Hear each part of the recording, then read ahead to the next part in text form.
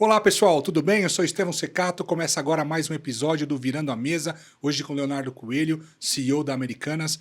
Léo, prazer ter você aqui com a gente, finalmente, né? Finalmente, eu estava te Conseguimos enrolando. laçar o Léo aí. Obrigado, cara. Eu que agradeço, obrigado pela paciência, né? A gente está tentando marcar isso aqui já tem, sei lá, deve ter um ano Um ano. praticamente. É. Mas que bom que deu certo. Deu certo, né? Na sua vida tá fácil, tá simples a vida, né? Tá Tá divertido. tranquilo. Tá Ô, Léo, divertido. pô, conta um pouco pra gente assim, tua história, cara. Como é que você fez na vida? Você foi da Álvares Marçal há muitos anos, líder em reestruturação. Conta um pouco da tua história, depois a gente entra no caso emblemático. Tá bom. Bom, eu sou sul-mato-grossense, então eu saí do Mato Grosso do Sul para estudar no estado de São Paulo em 1990. O primeiro trabalho que eu tive foi como pesquisador na Universidade Estadual de Campinas, enquanto eu cursava a graduação lá. E na sequência disso surgiu a possibilidade de fazer um estágio numa multinacional alemã, que é a Siemens, Você fez a graduação em quê? Engenharia? em economia. Economia. E na Siemens eu fiquei 13 anos. Entrei como estagiário, fiz meu programa de trainee lá, que chama Programa de Talentos, de Desenvolvimento de Talentos, em 1996, no milênio passado.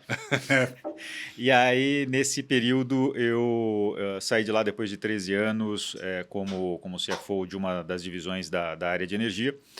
E foi um lugar que eu aprendi muito, porque a Siemens é uma empresa de 1847, muito focada em processo. Isso foi muito importante para a sequência da minha carreira. Só que eu saí em 2008. E logo no começo da carreira é importante você aprender processo. É muito, é muito. E uma empresa alemã é muito disciplinada. Isso ajudou muito na sequência, ajudou muito a minha vida na Siemens e na sequência da minha vida profissional também. E eu resolvi sair de lá em maio eu comuniquei minha saída para a Siemens em maio de 2008, só que o ano fiscal da Siemens vai até setembro, ele fecha em 30 de setembro. Então eu falei, eu estou saindo, mas eu vou sair em outubro. Em junho, julho de 2008, o mundo colapsou, né, com Lehman Brothers e tal, e eu fui trabalhar exatamente com isso. Mas quando você saía, você queria trabalhar com isso já? Eu saí para trabalhar com ativos que o Banco BNP Paribas tinha executado em nível mundial e eles estavam montando equipes para gestionar esses ativos. Então já era uma espécie de turnaround de ativos que não tinham performado ali no run-up da crise. Uhum. Fiz isso durante 3 anos, não era funcionário do BNP Paribas, era funcionário das empresas que estavam... Das investidas. Que não eram nem investidas deles, né? Eles deram dinheiro para fundos de investimento, esses fundos de investimento deram as ações em garantia ao empréstimo feito pelo BNP Paribas, e quando os fundos não conseguiram performar naquela crise, não houve outra alternativa a não ser o BNP manter, né, uma estratégia de execução dessas ações e tentar retirar o máximo de valor possível desses ativos. Que tipo de empresa? Quais? Eram ativos industriais. Os que eu cuidei de 2 tipos de ativos. Ativos industriais, exatamente por causa dos meus 13 anos de Siemens, e depois ativos do agronegócio, aí muito mais ligados à minha essência sul-mato-grossense lá. Mas foi aí que eu comecei a trabalhar com restauração. E em 2011 veio um caso emblemático de reestruturação no agronegócio, que foi da Agrenco, né, uma empresa listada em bolsa também, que teve um problema grande ali problema grande ético ali com uma operação da Polícia Federal, não me lembro mais o nome. Toda a alta gestão da Agrenco foi retirada das funções e eles colocaram um time novo para gerir a Agrenco, e foi aí que eu entrei já como funcionário, como colaborador da Álvares Marçal, por onde eu permaneci por outros 13 anos praticamente. E aí veio Americanas na sequência. Caramba, e como é que foi? E nesses 13 anos de Álvares Marçal, tiveram casos assim cabeludos, emblemáticos? Vários, mas assim, posso citar 3. A Agrenco mesmo foi um caso bastante difícil, exatamente por conta desse componente político, né? Quase criminal aí que envolvia aquele momento de O que a Agrenco fazia? Como é que era? A Agrenco era uma trader de soja, que também tinha uma parte industrial. Então ela tinha 3 plantas no Brasil para esmagar e fazer biodiesel, óleo. Então, era uma indústria muito bonita. Assim, como desenho, né, como conceito, era uma indústria muito bacana, muito bonita. Mas não funcionou como negócio. Então esse acho que foi um caso bastante interessante. Um outro caso interessante que não terminou em recuperação judicial, mas um caso de reestruturação, que foi o caso da própria Queiroz Galvão, né? A construtora Queiroz Galvão, que foi das 4 grandes ali, foi a única que não fez nenhum tipo de acordo de leniência com o Ministério Público. Sofreu bastante por causa disso, mas conseguiu reestruturar a sua dívida e conseguiu sair do outro lado. Foi uma reestrutura extrajudicial. Não foi nem extrajudicial, foi fora do judiciário mesmo. Foi bilateral com os credores, com todos os credores. Foi um processo que teve desinvestimentos, foi um processo que teve dação e pagamento, então foi um processo bem, bem interessante. E o último fez operacional também lá? Lá não fiz operacional, não. Lá foi só financeira. Na Agrenco também foi financeira. Financeira e operacional. Na Agrenco eu cheguei a ficar ali como CFO da Agrenco por 3 meses. Né? E agora o mais recente, a própria chegada na Americanas, que eu acho que também é um caso interessante. Sim. E como é que foi? Você estava lá trabalhando de boa e falou, ferrou, você tem que assumir a Americanas. Como é que foi esse processo? Foi interessante. Eu tinha, no meio da pandemia, em 2020, eu já vinha fazendo reestruturação há mais de uma década. E tinha feito basicamente muita coisa de varejo desde 2014. E, para ser honesto, eu queria fazer alguma coisa diferente. Então, com aquela história de pandemia, eu comecei a estudar um pouquinho e falei, poxa, acho que tem espaço aqui para a gente montar dentro da Álvares e Marçal um segmento de esporte e entretenimento, né? De consultoria, não somente reestruturação, mas consultoria voltada ao segmento de esporte e entretenimento. Porque é interessante, porque na época não tinha quase SAF, ninguém falando nisso, não tinha negócio de SAF. Não. E depois vieram vocês e na sequência vieram outros players. A KPMG veio na sequência. KPMG acho que já estava até, para ser bem preciso, acho que a KPMG já estava um pouquinho antes. Ela estava com um caso no Vasco da Gama. No Vasco. O Francisco Clemente estava tocando lá. Exato. Francisco. Foi logo depois que eu saí da KPMG. Ele falou, você vai sair agora, a gente está fechando com o Vasco. Eu falei, cara, não deu. O Francisco é um cara sensacional. Então, acho que a KPMG começou um pouquinho antes, a gente foi logo na sequência, depois o Cláudio Prakovnik, que agora está montando a bolsa lá no Rio de Janeiro, veio com a Win the Game, né, em parceria com o BTG. Sim. Logo na sequência, a XP também começou a entrar mais com viés, não de consultoria, mas de colocar dinheiro mesmo no negócio. Então, a gente participou ali da montagem, eu diria, dos primórdios da profissionalização desse mercado de consultoria para esporte e entretenimento, inclusive ajudando, né, na formulação da lei da SA do futebol. Então, eu tinha basicamente feito isso. Estava no dia 11 de janeiro, o dia do fato relevante da Americanas. Eu estava no aeroporto de Confins, lá em BH, tinha acabado de sair de uma reunião no Cruzeiro, ali na preparação do processo de recuperação judicial. Estava o Ronaldo nessa já estava o Ronaldo, mas nessa reunião o Ronaldo não estava. Estava o Gabriel Lima, o Alexandre Cobra. O Ronaldo saiu? Só um... Hoje? Hoje eu acho que saiu. Hoje ele vendeu a participação dele. Mas naquele momento era basicamente estudar como é que a gente tinha um processo ali de maximização de valor via recuperação judicial.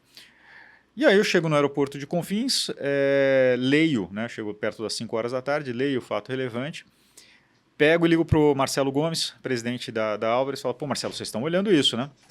E o Marcelo falou, pô, estamos, mas por quê? Né? Tá querendo voltar para a reestruturação? Eu falei, não, é só que, pô, Americanas não dá para não olhar.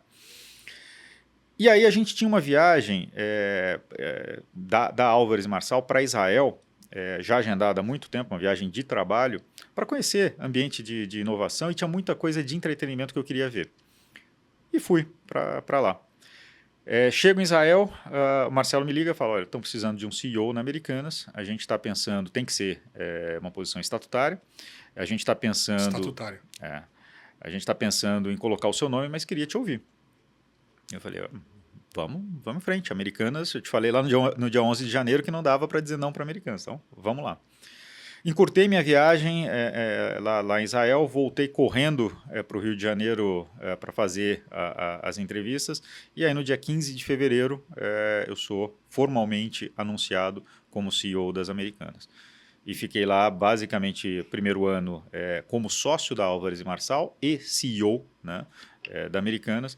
E aí, logo na sequência, já me desliguei da Álvares e Marçal, vendi minha participação na sociedade e hoje estou integralmente na Americanas. E como é que foi esse processo de contratação? Porque, como é que foi? Na época, com que ano que foi isso daí? Foi 2022? 23. 11 de janeiro de 23 foi fato relevante e eu cheguei faz 15 um ano de e janeiro. meio, né? Um ano e meio. Como é que foi essa... Foi uma denúncia feita pelo ex-CEO, né? Que era o do Santander lá, esqueci. Sérgio fugiu o Rial. nome, Sérgio Rial. E aí ele denunciou. Como é que foi isso? Cara? Como é Tem uma peça do Ministério Público Federal que está pública aqui, basicamente os últimos, que é a peça onde eles explicam as prisões, né, que eles deflagraram há mais ou menos 2 meses atrás, 3 meses atrás, até mais do que isso, uns 4 meses atrás. Nessa peça, as últimas 10 páginas relatam exatamente esse momento da crise. É quase uma peça de ficção. Aquilo ali claramente daria um roteiro de Netflix muito, muito fácil. Mas talvez tenha. O que aconteceu ali foi o seguinte: você tinha uma companhia que não performava, tá, já há muito tempo. Não performava operacionalmente. Houve, e eu não vou fazer juízo de valor, mas por qualquer razão que seja, houve negligência, né, da gestão em resolver a situação e dar transparência ao mercado, né, e ao conselho e aos acionistas, que era obrigação da gestão. Não fizeram, montaram uma máquina ali basicamente de fraudes, perpetuaram, né, essa fraude aí por quase uma década. E na saída do ciclo desse CEO, né, que era o Miguel Gutierrez, ele imaginava que a saída dele, ele provavelmente imaginava que a saída dele seria a entrada de alguém do grupo de gestão, né, e que, portanto, teria tempo... perpetuar ou arranjar uma forma de desarmar o que eles tinham montado, né, em termos de fraude no tempo. Quanto tempo eles ficaram lá? Mais de 20 anos o Miguel. O mesmo grupinho? Aí você tem pessoas entrando e Caramba. saindo, mas assim, a liderança, mais de 20 anos. E aí, nesse processo todo, quando os acionistas decidem trazer o Sérgio Rial, exatamente para dar uma pegada diferente para o varejo. Você conhece bem varejo. Varejo é talvez um dos segmentos mais dinâmicos da atividade. No meu tempo de indústria lá na Siemens, você vendia um transformador, né? Você ia saber de fato se aquele transformador gerou resultado ou não 2 anos depois, né? Que vinha toda a fase de desenho, fabricação, transporte, teste. Então, 2 anos você fala assim, pô, acertei na conta, errei na conta. O varejo é no mesmo dia. O varejo é pulso, né? Então, com esse dinamismo todo, a ideia era trazer o Sérgio Rial para impulsionar a parte financeira do ecossistema da Americanas. Americanas, a gente fala em Americanas, pensa nas lojas, pensa no americanas.com, mas tem muito mais do que isso. Você tem a AMI, que era a financeira, a gente está pivotando um pouquinho a AMI hoje. Você tem Hortifruti Natural da Terra, você tem Pulquê, Imaginário, então tem muita coisa ali dentro, né? Tudo no mesmo grupo. E aí o Sérgio veio basicamente para impulsionar esse ambiente com uma ótica financeira, né? Só que ele chega, nos primeiros dias ali, né, o pessoal que era o primeiro nível do Miguel chega para explicar para ele que tinha já uma perda de performance grande no quarto tri de 2022. E ele resolve entender esse processo e à medida que vai entendendo fica cada vez mais claro que não é um problema de performance, é um problema de registro contábil, né, de tudo aquilo que tinha acontecido lá. Não dava para falar em fraude, ele não tinha elementos ali em 10 dias, né, de trabalho para falar em fraude. Nessa velocidade? Foi, ele chegou 1º de janeiro, 2 de janeiro e dia 11 de janeiro é o fato relevante. Então aí foram 10 dias basicamente, 10 dias corridos, né, intensos, em que ele e o André Covre, o CFO à época, tentam entender ali o que está acontecendo, chegam à conclusão de que tem algo errado, mas em 10 dias não dava para investigar. O Comitê Independente de Investigação, que foi criado depois para investigar a fraude, levou 1 ano e meio, né? Então, em 10 dias era humanamente impossível para ele e o André terem a total dimensão do problema. Mas, obviamente, né, executivos experientes, como os dois são, eles sentiram que tinha algo errado. Falaram, bom, o que a gente consegue comunicar? conseguiam comunicar inconsistência. Mas, uma pergunta. Por que eles... Eu não sei por quê, mas por que eles comunicaram isso ao mercado e não foram buscar as respostas antes? Foi um... Dever de diligência. Acho que acho que a minha, eu estou falando com a minha leitura. Então, acho que Uhum. tem uma ressalva importante aqui. Eu jamais conversei nem com o André, nem com o Sérgio Rial sobre isso. Tá. Aliás, acho que encontrei o Sérgio Rial 2 vezes na vida, e as 2 vezes lá em sessões da Câmara, na verdade, numa audiência da Câmara, uma audiência do Senado na Comissão de Assuntos Econômicos. Então, nunca conversei com ele sobre isso. Mas a minha leitura eles viram que tinha algo errado. Falaram, poxa, a gente vem com históricos, né, muito sólidos aqui de vida profissional. Nosso dever de diligência, nosso dever de fidúcia aqui enquanto estatutários da Americanas é dizer ao mercado que a gente sabe. A gente não sabe muito, mas sabe que está errado. Então vamos avisar que está errado. Agora, Foi isso que eles fizeram. Agora, perfeito. Eram problemas de lançamentos contábeis, depois a gente vai entrar nesse detalhe, mas também a performance estava ruim, de fato.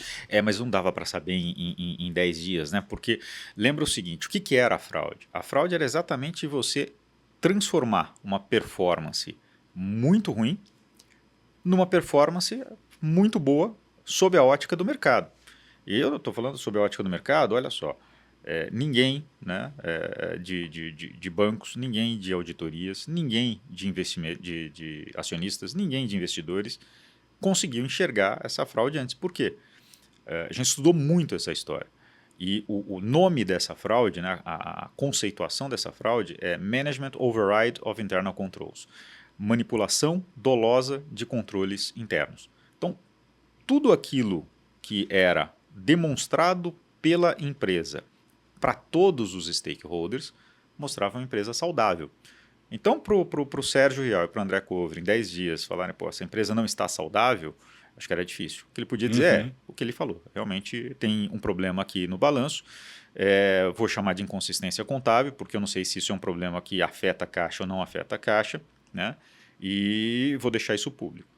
Acho que talvez a grande... Essa é uma fraude interessante, porque ela usa 2 instrumentos relativamente simples. Ela usa mais, mas os 2 principais instrumentos são relativamente simples.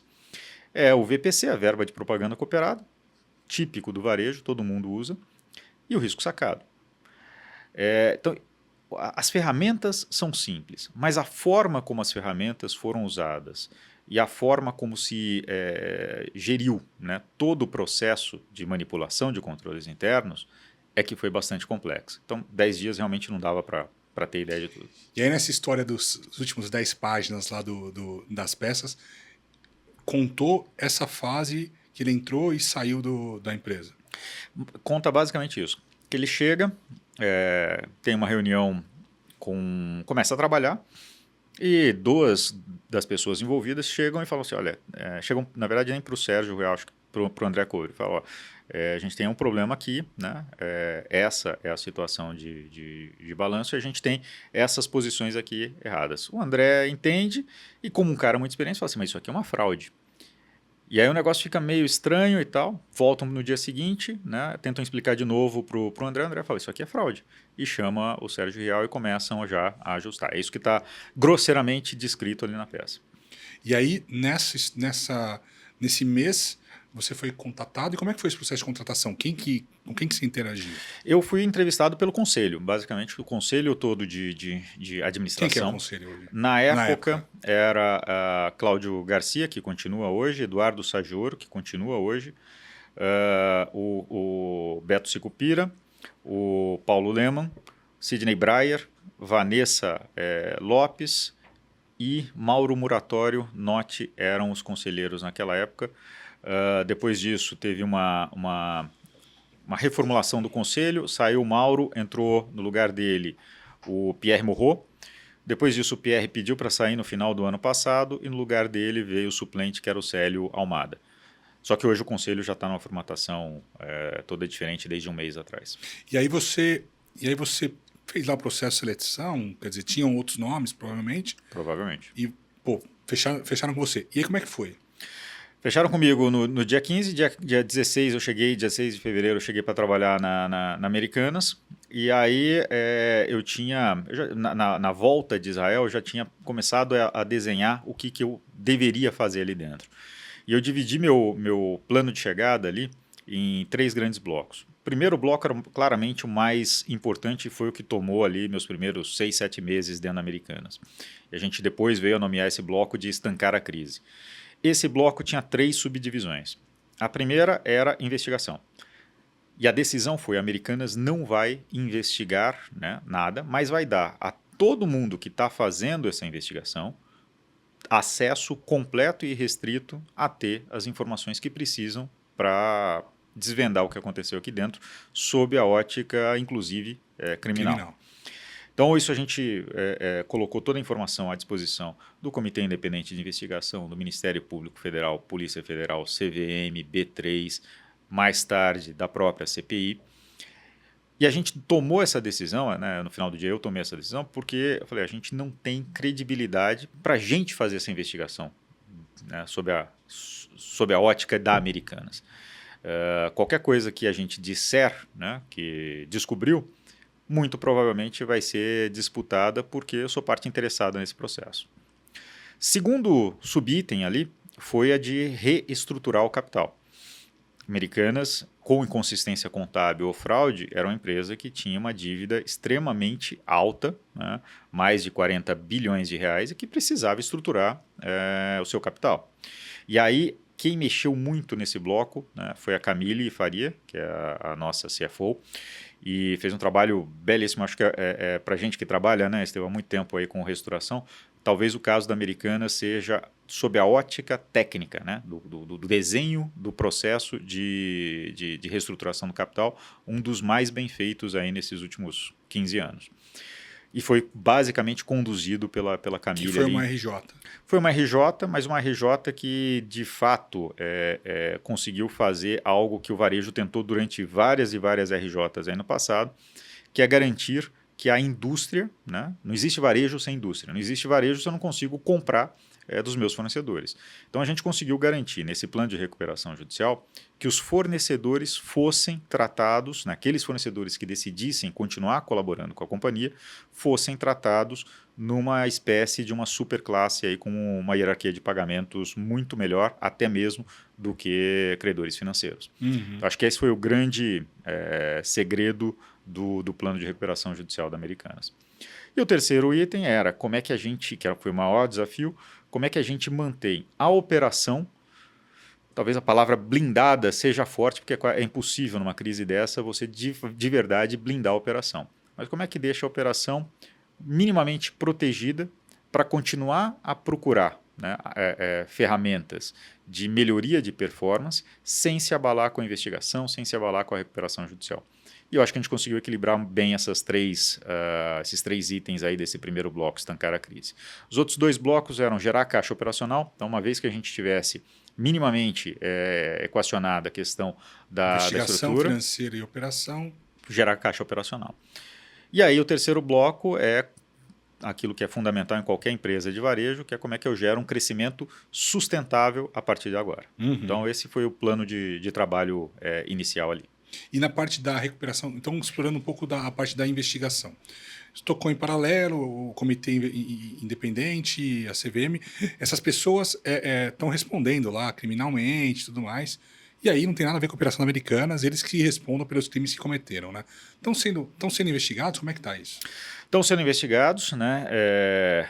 Alguns já devem ter sido indiciados, acho que saiu essa semana, inclusive, matérias aí na imprensa sobre consequências, né, das investigações da CVM, da própria CVM, indicando aí que 8 ex-executivos estariam sendo investigados por insider trading, basicamente porque quando eles venderam as ações. Exato. Quando foi informado que viria um cara de fora, né, que viria um outsider no Sérgio Rial, ocorreu uma venda que chamou a atenção da CVM, chamou a atenção da B3, uma venda mais alta de ações por parte desse grupo. Uhum. Né? E aí por isso que eles estão sendo investigados. E aí segue o rito do criminal, eles lá com os advogados. É. A parte da RJ, como é que foi esse desenho? Quem que aportou? Teve que aportar? Teve deságio? Como é que foi? Teve um pouco de tudo. Então, eu vou dividir em alguns blocos. Eu acho que teve um bloco de fornecedores e colaboradores. Tá? Esse bloco pressupunha que se os fornecedores mantivessem as mesmas condições que eram dadas a Americanas em 2022, portanto um ano antes da crise, em termos de prazo médio de pagamento, quantidades e limites de crédito, a gente pagaria a dívida deles integralmente. Tá? Então esse bloco aí ele teve algo em torno de 5 bilhões dos 42 bilhões de reais equacionados.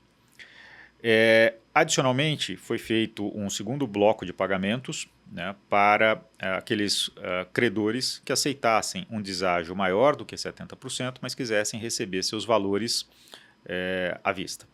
Então, também aí teve uma outra parcela de dívida que foi resolvida nesse desenho. E aí veio o que se chama de opção de reestruturação 2, que é os acionistas aportaram 12, os acionistas de referência, né, aportou... Que é o trio. Que é o trio. Eles aportaram 12 bilhões de reais. Como contrapartida, credores financeiros converteram outros 12 bilhões de reais em equity nessa companhia, né? E esses 12 bilhões que eram liquidez, 100% deles foi para pagamento de credores. 5 bi lá para os credores fornecedores que eu falei e os outros 7 bis aí para liquidar aquela modalidade de pagamento de quem queria a dívida recebida ali à vista. Agora, foi um esforço também grande deles, porque, sei lá, 12 bi, quem tem, né, nesses níveis, o dinheiro não está em caixa, né? O dinheiro está em ações, está em propriedades, né? E eu acho que foi um compromisso, né, muito... foi fundamental para a sobrevivência da companhia, porque desses 12 bi, 2 bi vieram como DIP, vieram como um financiamento ali antes de ter o plano de recuperação desenhado, antes de ter todo o acordo com os credores financeiros, com os credores fornecedores. Então foi realmente um salto de fé ali de falar, eu acredito nessa companhia, vou colocar 2 bi e vou deixar entender o que está acontecendo aqui enquanto se trabalha para reestruturar o capital da companhia. Na sequência, ao se colocar os outros 10 bilhões de reais, também um compromisso com uma empresa que é uma empresa centenária. A Americanas é nascida em 1929, né? Então tem 95 anos aí de vida.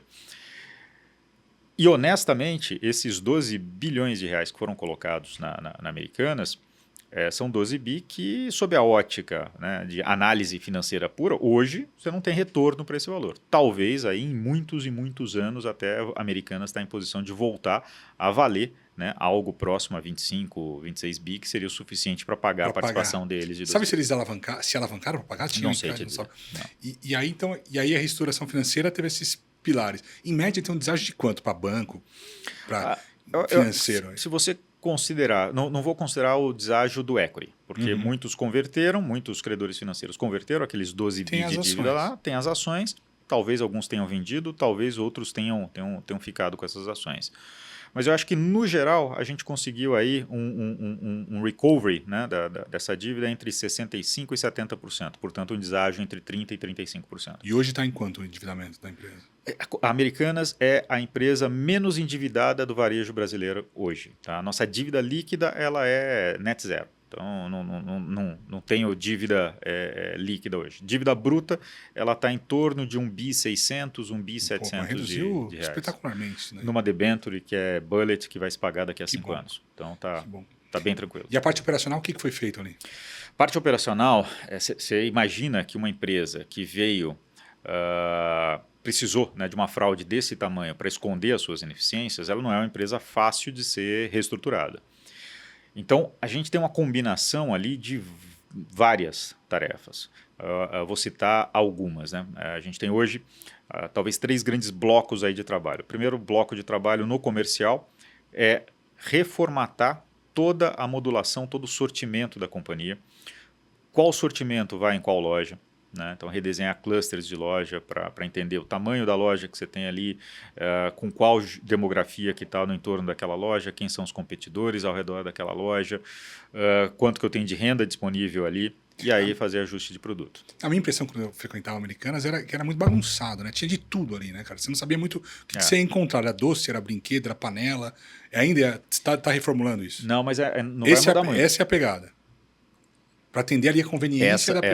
Essa é a pegada. Americanas, ela é uma loja nas menores. Porque Ela foi é uma loja de mudando o mix, conveniência. né? Ele foi... Antes era mais conveniência, doce, bala, não sei o quê. Isso foi mudando ao longo dos anos. Foi mudando com o tempo. Mas a Americanas, ela vendeu... 95 anos também? E Tem que vendeu mudar, de tudo. né? Vendeu de tudo. Então já vendeu laranja na Americanas. Eu pegava umas balinhas de doce de caramelo na Americanas quando Você era pagava? pequeno. Não. Não, putz, peguei várias vezes quando ia com a minha mãe, eu pegava umas balinhas, a mãe ficava puta, cara. Eu pegava umas balinhas assim. Quem não pegou, né? É verdade. As minhas memórias de Americanas da infância são mais ou menos essas também. E aí, então você tá remodelando, não, mas Todo o sortimento mix, está todo sendo... sortimento. Mas assim, no mix, acho que é importante isso. O que aconteceu? Você teve, nesses 10 anos aí eu estou falando 10 anos, talvez tenha sido um pouco mais ou um pouco menos, mas nesses 10 anos aí de fraude, você teve uma mudança significativa de mix e de canal. Então você teve um fortalecimento do canal digital e você teve muita coisa de mix mais forte em eletroeletrônico, tá? Especialmente televisores, linha branca e tal. Vendidos tanto no canal digital quanto no canal físico. Uhum. O que a gente está fazendo agora, dentro desse trabalho de sortimento, é voltar um pouco para as origens da Americanas. A Americanas não tem, né, como operação, um modelo de venda assistida. Então, eu tenho uma televisão de 70 polegadas, 65 polegadas na loja, sem um vendedor especialista que consiga te mostrar as características do produto, não faz sentido. E aí o consumidor chegava na loja da Americanas. Vai comprar no ponto frio, sei lá. Comprava, Comprava. desde que o preço fosse muito mais baixo. A competição pelo preço, Exatamente. margem lá embaixo. Margem destruída. Então, a gente... Isso aqui eu não tenho capacidade, não combina com o meu modelo de operação. E eu não vou ter um modelo que não seja um modelo de alto atendimento dentro das Americanas. Então, a gente falou, tá bom, com esse modelo aqui, o que a gente consegue fazer? E a gente dividiu em 4 grandes categorias hoje. Você tem uma categoria de eletro, né? E aí dentro de eletro você tem celular, que ainda continua uma categoria importante para a gente, e muita coisa de eletroportátil, que a Americanas também batedeira, destina. liquidificador, é muito fácil comprar. Chapinha, batedeira, sanduicheira, liquidificador, é coisa simples que você precisa no dia a dia. Aí a gente tem uma categoria que a gente chama de General Merchandising 3, que ela tem tudo aquilo que é higiene, beleza e limpeza. Tá? Uma categoria que está crescendo bastante dentro da Americanas hoje. A gente tem a categoria de GM2, que é basicamente nossa categoria de alimentos e bebidas, que é o carro-chefe. E você tem a categoria 1 ali, que é utilidade doméstica. Cameba, brinquedos, então um pouco daquela quinquilharia tradicional de Americanas. É assim que a gente está indo como mix, olhando para frente, e aí ajustando isso, obviamente, loja a loja. Tá? E no digital, especificamente, a gente sai de um modelo de um marketplace tradicional, tá? Sem abandonar nenhum seller, essa é parte importante, Sim. mas muito Comprei focado. Compro muito. E muito focado agora em parceria com a indústria. Como a gente o relacionamento com a indústria melhorou bastante, né? Talvez tenha sido o lado positivo da recuperação judicial. O relacionamento com a indústria melhorou bastante ao longo desses últimos 18 meses. Então, o que acontece na prática é que a gente falou, bom, já que esse relacionamento está legal aqui dentro do canal físico, vamos aproximar esse relacionamento também no canal digital. Então, a gente começa uma mudança aí um pouquinho gradual, né, no nosso marketplace, indo para um modelo talvez de partners place ali. Impactou vendas essa crise? Bastante. No digital, principalmente. No canal físico, a gente está crescendo. Então, o canal físico hoje cresce aí em torno de, na comparação com 2023, em torno de 20%. Uau! Está crescendo bastante. O canal digital, ele sofreu, eu diria, por 2 razões. Primeira razão que ele sofreu é que, numa recuperação judicial... Você fica com medo de não receber. O cliente fala, pô, vou comprar, não vou receber. É isso. E do outro lado, o seller também fica com medo de vender pelo seu canal e não receber. Que são preocupações naturais de uma recuperação judicial, ainda que o seller, a gente não possa ficar com o dinheiro do seller, porque é apropriação indébita. Então, essa preocupação é uma preocupação muito mais, muito menos... Mais psicológico, né? Mais irracional. Muito menos racional do que a do consumidor. Se você entra numa loja física, você vai, escolhe o seu produto, coloca embaixo do braço, acabou, passa no caixa. Sim. Se é recuperação judicial não interessa, está lá. Então, teve esse primeiro momento. E o segundo momento o nosso marketplace ele estava desprovido de uma proposta de valor consistente. A gente concorria em preço, né? E aí era aquela concorrência difícil de preço baixo, super financiado, com entrega grátis, né, e muita verba de marketing. Então, ele era bastante desestruturado do ponto de vista financeiro e gerava impacto negativo. Então, quando a gente fala que reduziu venda no canal digital, obviamente isso é uma preocupação, mas ao mesmo tempo eu começo a perder menos dinheiro no canal digital pelo fato de ter vendas agora mais rentáveis e mais equilibradas. Perfeito. E a parte de caixa? Como é que foi Caixa, tratado? O outro pilar, né? Caixa, a situação de caixa da Americanas no 2023, e isso também é a chave aí da melhoria desse relacionamento com a indústria, ela foi uma situação de caixa privilegiada pelo Deep Financing. Então, o que aconteceu? A hora que entraram os 2 bilhões ali de Deep para a companhia, a gente começou a montar uma relação com a indústria em que a gente pagava basicamente tudo à vista. Às vezes, a gente pagava até antecipado. Tá? Então, com esse desenho, a gente viveu 2023 sem grandes problemas de caixa. Com o fechamento, com a aprovação e homologação da recuperação judicial, a gente teve que tirar um pouco de caixa da Americanas para pagar e para complementar aqueles 12 bilhões e pagar a dívida para fechar aquele recovery que eu te falei. A situação de caixa hoje ela é equilibrada, ela é uma situação de caixa que permite a gente viver relativamente bem aí pelos próximos 24 meses, mas, obviamente, aí aquele segundo pilar que eu falei, que é da geração de caixa operacional, ele tem que ser de verdade agora colocado para funcionar em velocidade máxima. Teve venda de ativo? Vendeu essas participações? Ainda não. Nada? Não, ainda Segurou não. tudo, natural da terra? Tudo. Não, a gente, assim, acho que os acionistas, conselho e Camille e eu ali como os principais diretores americanas, nós somos muito agnósticos com relação a isso. Tá? O que não vai acontecer, e foi isso que apareceu ali no primeiro movimento de tentativa de venda dos ativos. Preço barato. Venda claro. de stress. Não, isso. E aí a gente falou, não precisamos. Situação de caixa permite segurar isso. Conversamos com os credores, né, porque esse dinheiro não vem para a companhia, esse dinheiro vai para pagamento de dívida. Então falamos, olha, não faz sentido fazer essa venda agora, vamos colocar isso no tempo e vamos garantir que a gente tenha um valor correto, justo então, por esses ativos. Então nem criou o IPI para vender? Criamos o IPI. No plano você já tem, até para deixar muito bem ajustado, pensando na venda desses ativos, a gente deixou lá as UPIs configuradas. Então eu tenho uma UPI hortifruti, natural da terra, eu tenho uma UPI da Único, que é a Puquê Imaginário, tá? Eu tenho até uma UPI da AMI. Se eu tiver que usar, ótimo. Se eu não tiver que usar, ótimo também. Tá? Então, assim, está constituída para aparecer a ocasião, a gente vai e analisa. Não apareceu a ocasião, perfeito. Exceto o hortifruti. O hortifruti a gente tem a obrigação de vender no tempo. Ah, é? E aí o terceiro pilar é a expansão, que vocês estão tratando como? Expansão a gente fez uma mudança, acho que aqui eu vou ter que fazer uma digressão muito, muito rápida. No 2023, tanto do lado financeiro, do lado da Camille, quanto do lado de operações, a decisão foi, até porque a gente veio no meio da crise, então a gente perdeu todos os principais diretores. Na sequência, a gente demitiu o segundo nível também, mais ou menos em maio do ano passado. Na sequência, a gente trouxe o terceiro nível para o segundo nível. Boa parte não funcionou, alguns funcionaram, então teve mais um nível de demissão. Mas isso significou que tanto o Camille quanto eu ficamos muito centralizadores ali e isso começou a atrapalhar o dia a dia das americanas. Camille veio da Ordem Marçal também? Não, Camille veio da TIM, ela foi antes Oi, então ela antes disso Banco de Investimento. Perfeito.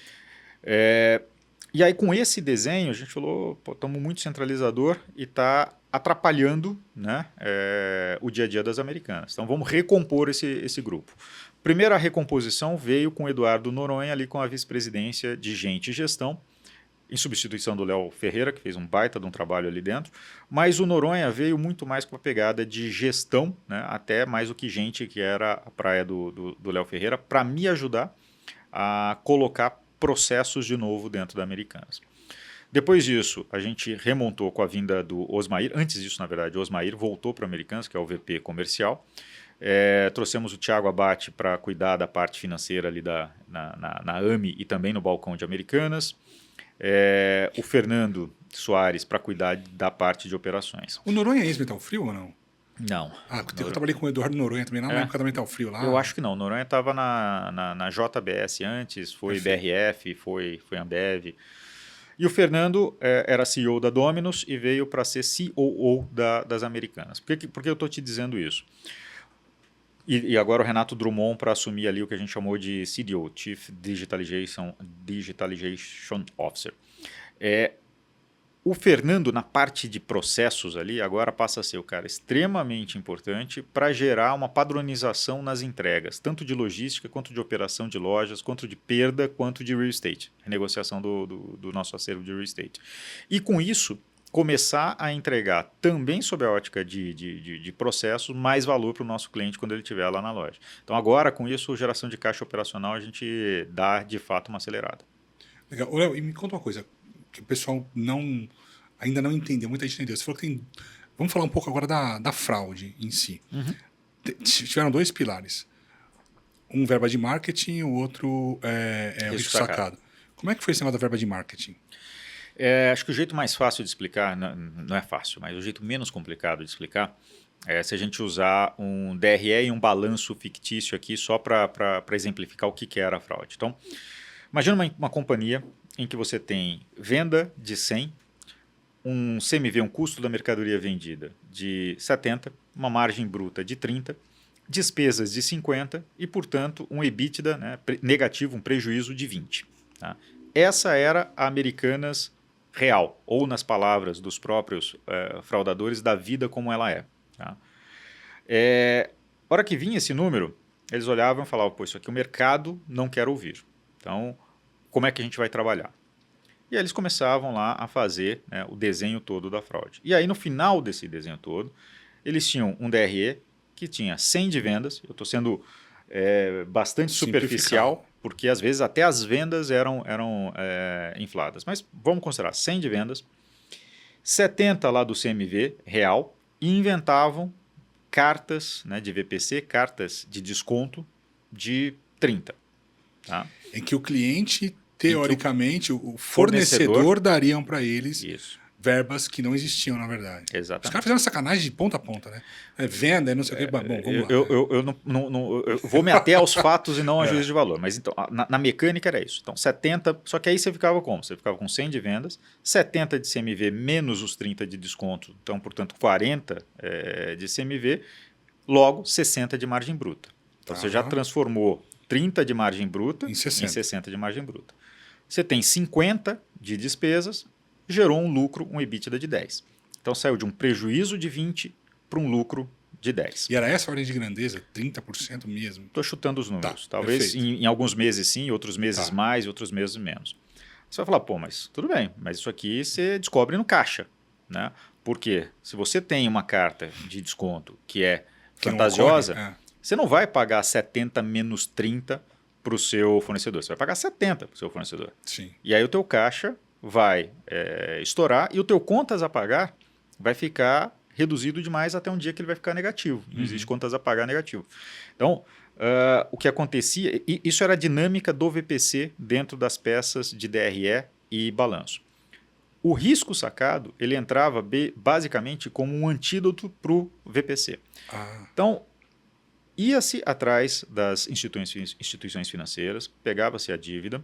Até 2017, eu acho que veio o CPC 25, que ajustou que risco sacado deveria ser demonstrado em balanço. Isso não era, eles não faziam isso, mesmo depois do CPC 25.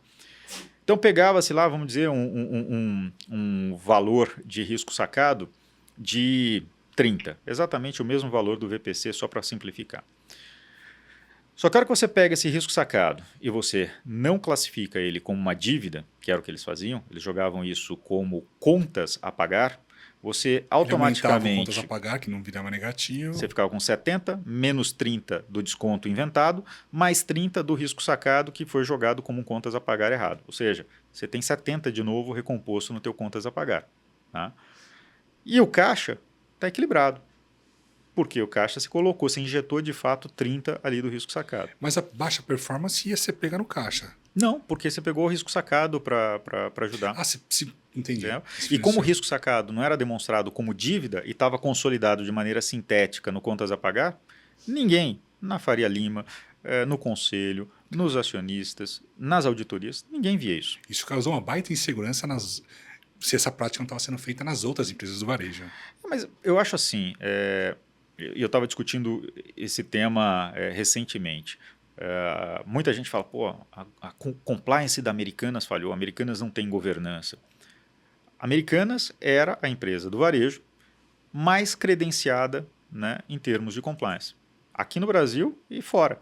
Então, todas as credenciadoras, tá? Acho que só o Proética que a gente não tinha de selo de credenciamento da nossa estrutura de governança. Então, a estrutura de governança estava lá.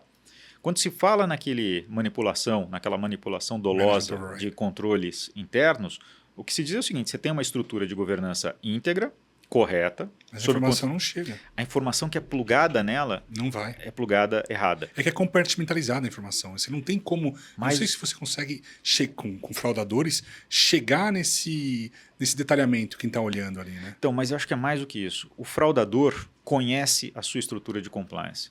Ele sabe como ajustar. Vou te dar um exemplo que talvez ajude a ter uma comparação mais próxima do que aconteceu. Você se lembra como era viajar antes do 11 de setembro lá de 2001? Tranquilo, né? Entrava tudo. Sossegado. Bom, veio toda aquela catástrofe e todas as companhias aéreas, né, e todos os aeroportos mudaram seus sistemas de gestão. Uma das mudanças que as companhias aéreas fizeram foi deixar a cabine, o cockpit do piloto blindado. Tá?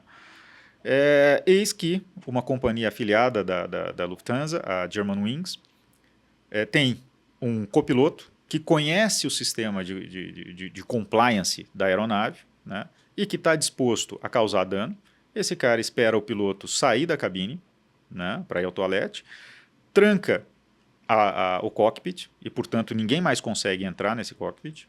Né? Ele conhece o sistema, entende como funciona, está sentado ali no cockpit agora sozinho e resolve pegar esse avião com 200 pessoas e jogar no chão. E matou todo mundo. Né? É uma comparação dura, mas é uma comparação basicamente que diz para a gente o seguinte: sistemas de compliance, eles são importantíssimos, mas eles não são infalíveis.